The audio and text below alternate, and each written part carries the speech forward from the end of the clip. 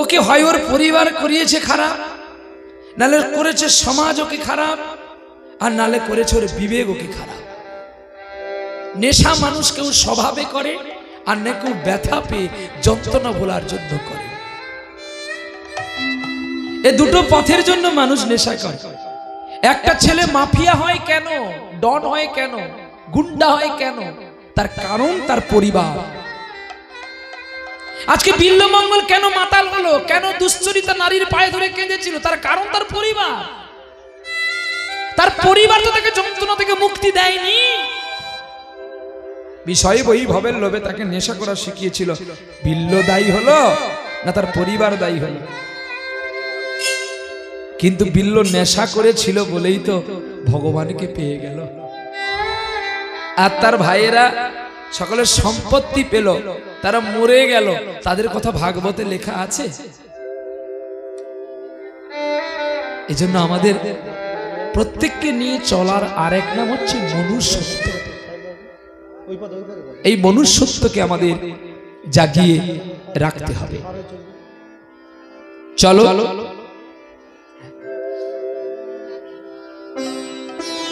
বিবেক বৈচিত্র্য মঞ্চে, আমাদের এই মঞ্চটা হচ্ছে বিবেক বৈচিত্র্য, যার চিত্র অঙ্কন করা যায় না। এটা রাসস্থলী। এই রাসস্থলীতে এই ব্যাস আসনে কত মহান মানুষ অলঙ্কিত লীলা করে গেছেন। তাই চলি আমরা গৌর কেন নদিয়ায় আসলো তার কারণটা আমরা জেনে নেব। ডিলেটা একটু কমিয়ে রাখো। যদি গৌর না আসিত কেমন হইত, কেমনে ধরিতাম দেখে। যদি গৌর না আসিত কেমনে খজিত,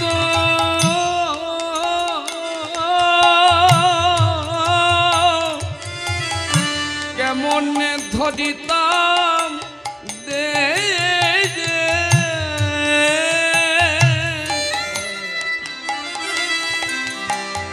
গৌর না আসিত কেমনি হইত, কেমনে ধরিতাম দে।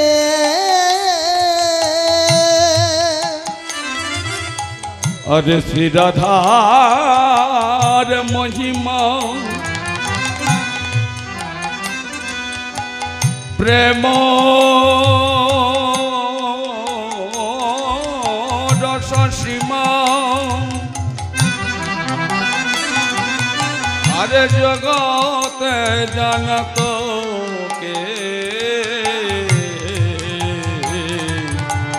जगते जानत के। একটা কেউ ছবি তোলো না গো।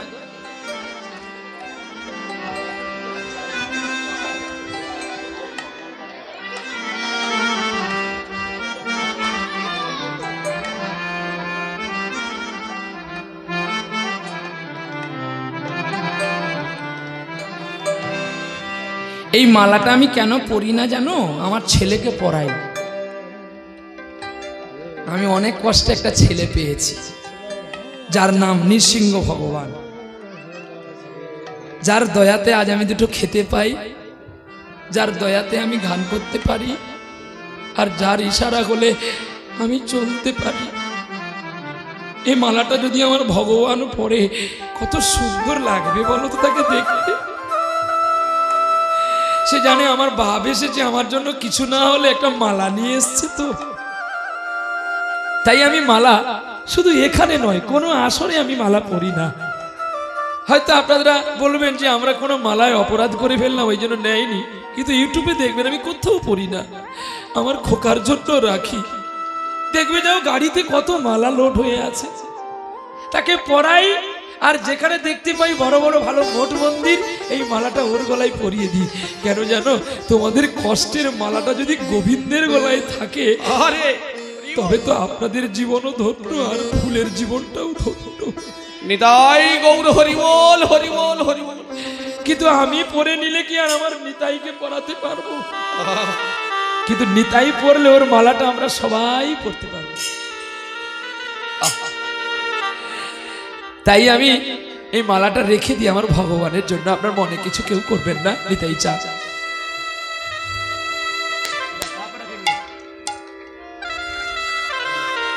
আচ্ছা বাবু, হয় তুই ঘুমোবি তো যা, নালে আমার কাছে আয়।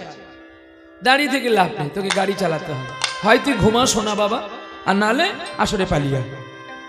দাঁড়িয়ে দাঁড়িয়ে পা কষ্ট হবে, সেই তো আমাকে তোর সঙ্গে জাগতে হবে। যেটা ভালো হয় তুই সেটা কর বাবা। ওর দুটো নাম, একটা হচ্ছে বংশীবদন, গাড়ি চালায় বংশীবদন, আর এক হচ্ছে সম্প্রদায়ের ম্যানেজার। দুটো দিক লক্ষ্য করে চল। আরে কালকে আমি একটু বাড়ি যাব, বাবা অসুস্থ হয়েছে।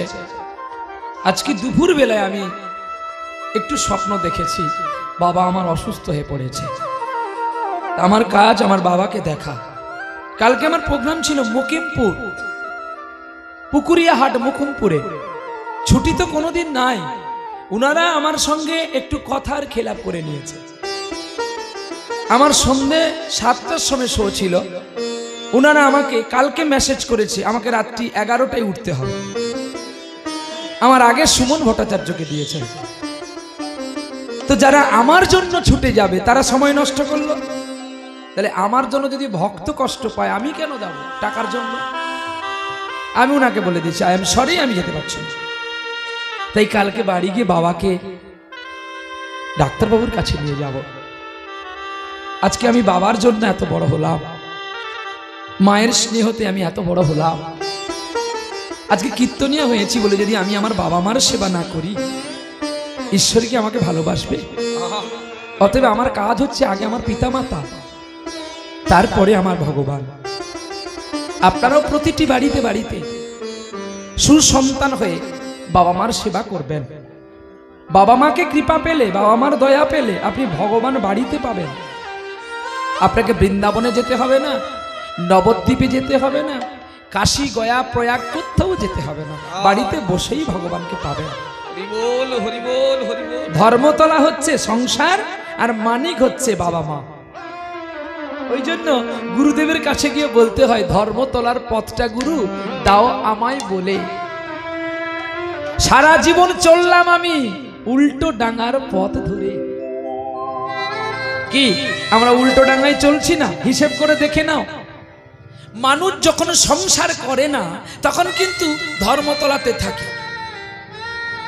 আর যখন মানুষ সংসার করে নেয়, সব স্ত্রী না, সৎ স্ত্রী আছে যে তার বৈচিত্র্য ভালোবাসা দিয়ে সংসারকে আর উজ্জাপিত আলোর দিকে নিয়ে যায়।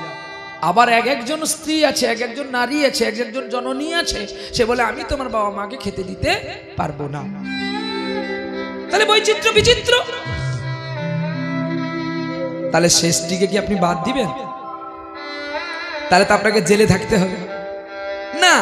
ওই স্ত্রীকেও বাদ দেওয়া যাবে না, শুধু অভিনয় দুটো করতে হবে। কখনো নায়ক, আবার কখনো খলনায়ক। সেটাই করবে শুধু কেবলমাত্র ছেলে। কেমন? মার কাছে মার মতো হয়ে যাও। আচ্ছা মা, তুমি যে তোমার বৌমার সঙ্গে টুকটুক করে কথা বলো, ও মালিক না তুমি মালিক? আমি মালিক। তাহলে মালিকের ক্ষমতা বেশি না চাকরের ক্ষমতা বেশি? তুমি মালিক, তুমি মালিকের মতো থাকবে, যেটা সে থাকবে।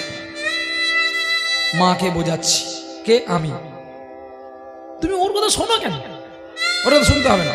তুমি ওকে আদেশ করো, ও তোমাকে শুনবে। হ্যাঁ শোনে না? শুনবে, আমি বলছি শুনবে। এইবারে স্ত্রীর কাছে যাও। স্ত্রীকে কখনো বোঝাতে হবে যেন ও যখন তোমাকে বেডে তুলবে, বেডে তোলার আগে বলা যাবে না। বেড মানে বিছানা, অপারেশন তো হয় বেডে, না বাইরে হয়? বেডে হয়। যখন ও বিছানায় যাবে, ও এবারে গুনগুন করে সে রান্না করছে বটে, কিন্তু তার হিসাব হয়ে যাচ্ছে আমি আজকে কি বলবো। আর তখন আপনাকে শুধু ঠান্ডা মস্তিষ্কতে একটু শুনে নিতে হবে। এবার তোমার মামা, তোমার বাবা এরকম করেছে, তোমার মা এরকম করেছে, আমার এগুলো ভালো লাগছে না। তখন আস্তে করে স্ত্রীর গলাটা জড়িয়ে ধরবে, ধরে বলবে, আচ্ছা বাবা মার কতদিন যে তুমি বাবা মার পেছনে লেগেছ, একটু তানপরটা কমিয়ে রাখো বাবা। বাবা মার কতদিন বলতে পারো? দুদিন পরে তো তুমি বাবা মার জায়গাতে যাবে। অতএব এই পাড়ার মানুষ, এই গ্রামের মানুষ যাতে তোমাকে বেশি ভালো বলে, সে কাজটা তুমি একটু করতে পারো না সোনা? কি করলে খুশি হবে তুমি? না না না, আমি খুশি না, জগতে যেন সবাই খুশি হয় আর তোমাকে ভালো বলে, আমি সেটার জন্য বলছি। আমার প্রশংসা দরকার নেই। আমি কি করলে শুনবি? আরে পাগলি মা যা বলে তুমি একটু শুনে নাও না। দেখো ডক্টর এপিজে আব্দুল কালাম কত যন্ত্রণা সয়েছিল বলে আজকে সে ডক্টর উপাধি পেল। আমি তো তোমাকে সেটা বলিনি যে তুমি লোকের বাড়িতে দুধ বিক্রি করো, খবর কাগজ বিক্রি করো, ভিক্ষা করো। আমি তো খাটতে যাচ্ছি, আমি খেটে তোমার হাতে তুলে দিচ্ছি। তাও তো আমি মার হাতে তুলে দিইনি, মা এখনো মালিক, বাবা এখনো মালিক, তোমার হাতে তুলে দিচ্ছি। তাহলে তোমার কাজটা কি? একটু দেবতার সেবা করা। বলো, তুমি যখন যা চাইছো আমি তোমাকে এনে দিচ্ছি, তাহলে আমারও তো একটা আশা থাকে তোমার কাছে যে আমার মা বাবাকে তুমি একটু দেখবে। কি কায়দা হবে না? কিন্তু হবে না। যে বংশের কন্যা নয় সে কিন্তু কায়দা হবে না। আর যে বংশের কন্যা সে কায়দা হবে। বংশ মানে পদ্মিনী, হস্তিনী, শঙ্খিনী, চিত্রানী। তাহলে যে পদ্মিনী হবে সে নিশ্চয়ই শুনবে, যে শঙ্খিনী হবে সে নিশ্চয়ই শুনবে, যে হস্তিনী হবে, যে চিত্রানী হবে সে কোনোদিন শুনবে না। সে তোমার উপরে রেগে উঠবে। কি বলছো তুমি? আমাকে জ্ঞান দিচ্ছ? না, আই এম সরি। মারলে তুমি আমাকে মারো। যে স্ত্রী তোমার কথা শুনবে না, স্ত্রীকে ছেলে মেয়েকে নিয়ে একটু দূরে গিয়ে ঘর বাঁধো, তুমি তোমার মতো করে থাকো, কিন্তু মা বাবাকে লক্ষ্যে রাখো। স্ত্রী কাছে থাকলে গন্ডগোল হবে। মাকে মার মতো বোঝাতে হবে, মা আমি যদি তোমার কথা শুনি তাহলে স্ত্রী আমার নামে কেস করবে, আমাকে জেলে থাকতে হবে। তার মানে আমি তোমাকে দুটো সেবা দিতে পারবো না। অতএব মা তুমি আমাকে অভিশাপ করো, আমার মৃত্যু হোক, কিন্তু আমি তোমাকে ভালোবাসবো বলে আমি তোমার চোখ থেকে একটু সরে গেছি। মা তুমি যেমন আমাকে না দেখতে পেয়ে তোমার কষ্ট হয়, আমিও তোমাকে না দেখলেও যে আমার কতটা কষ্ট হয় সেটা আমি জানি। ওই জন্য তো বলেছিলাম আমি সংসার করব না। তোমাকে মেনে নিতে হবে মা। সেই স্ত্রী সেদিন বুঝবে যেদিন ও একদিন শাশুড়ি হবে। তাই বলি, সবাইকে করজোরে বলি, কি দরকার কটা দিনের ব্যবহার। জ্ঞান আছে, এটাতে জ্ঞান আছে, ওর মতো আসছে না, একটু দেখে নাও। কটা দিনের তো ব্যবধান, এসেছি অভিনয় করতে।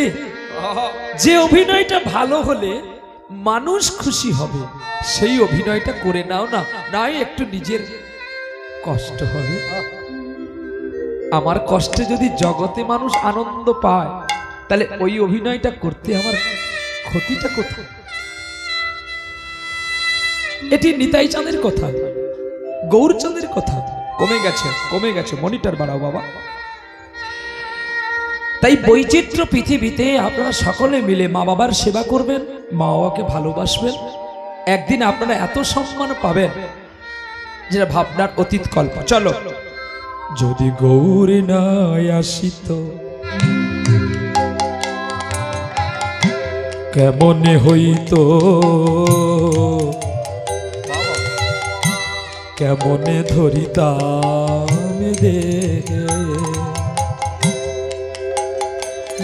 যদি গৌর না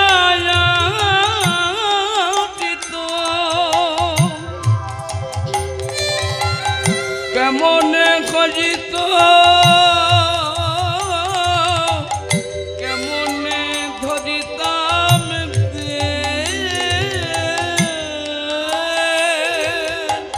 শিরাধার মহিমা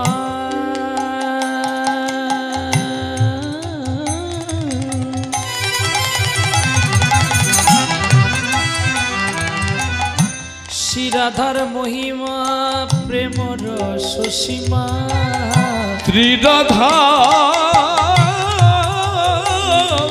ত্রিরাধার মহিমা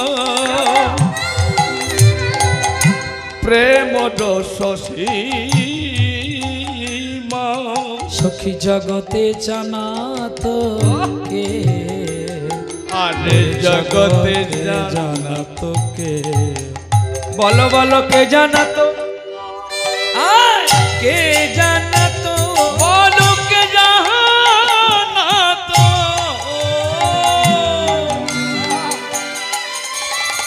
কে জানা তো আমার গৌর যদি নদিয়াতি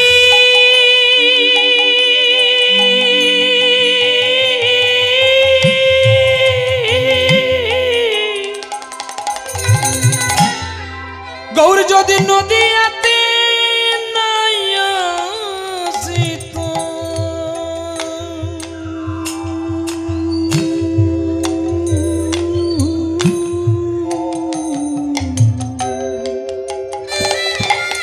সখীকে জানাতো কে জানাতো গৌরী নদিয়াতে ও গো রাধার কান্তি কে জানি কে জানাতো কে জানাতো পাগল রাধার নাম কে বিলাতো কে জানো তো কে জানো তো রাধে শ্রী রাধে বলে কে জানাতো কে জানাতো আর জয় রাধে শ্রী রাধে বলে আরে কে জানাতো কে জানাতো ও রাধে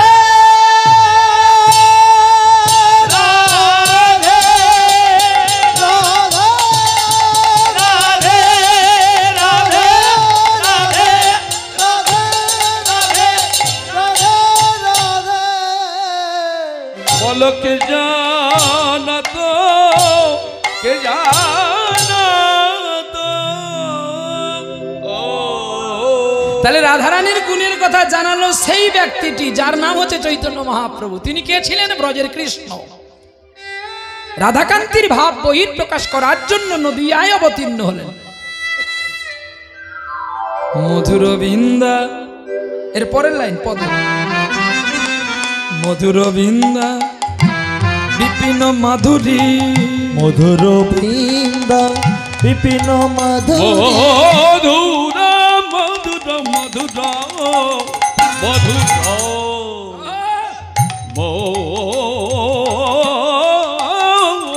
মধুর আরে মধুর বৃন্দ বিপিন মাধুরী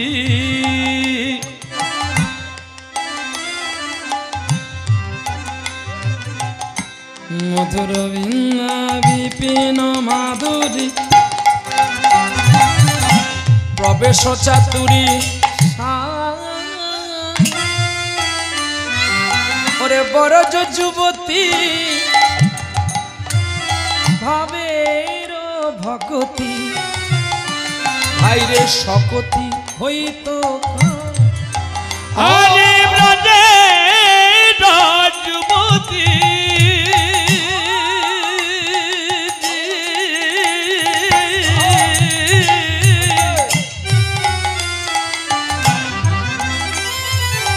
ভাবে ভাগতি সকতি হজিত